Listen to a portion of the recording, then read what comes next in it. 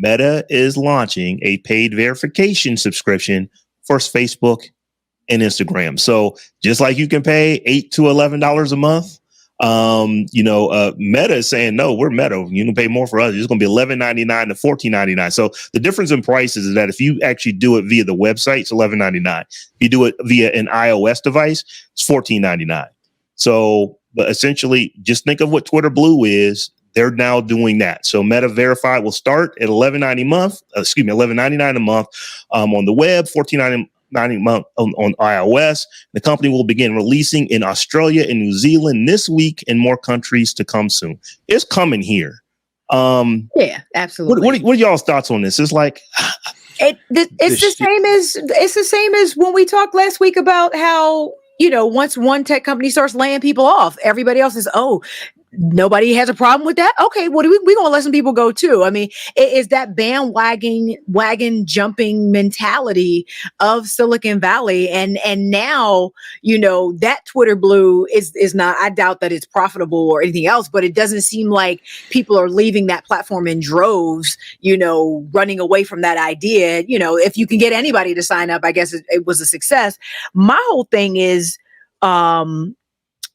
who is going to record? Because at this point, when I feel like when Meta does something, or Meta or Apple, it pretty much becomes something that is going to be cemented in tech lexicon, if you will.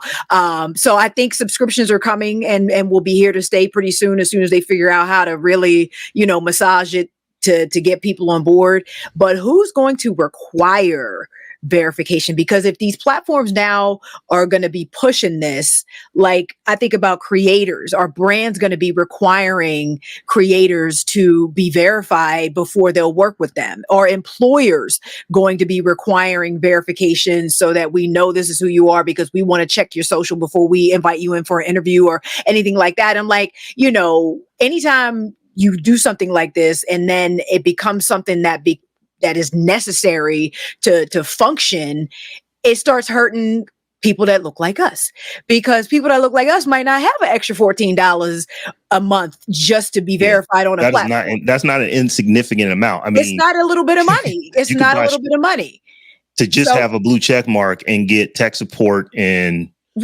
be verified when you may not care about being verified. Everybody starts doing it, and subscriptions, for verification become the law of the land, which this is obviously where we're headed. The people that are going to be requiring this are what are going to hurt Black and brown people. Here's my question to y'all. Do you see this as a response from these social media companies saying, okay, Earth, or in our case, America, has basically said that we don't like to be tracked everywhere. Mm-hmm. So here's the thing.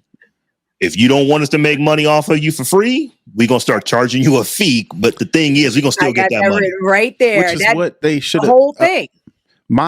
They should have been trying to figure out ways to profit from utilizing these services, versus now tripping over themselves trying to come up with these ways that are supposed to be a benefit to us, when we've been so used to using these services for free for long that they, it's going to be a tough sell unless, like Stephanie said, they make everybody do it and just have to be okay with the people who are just not going to do it. I mean, I just feel like this whole thing to where now they, we should make our property, our thing, make it profitable, right?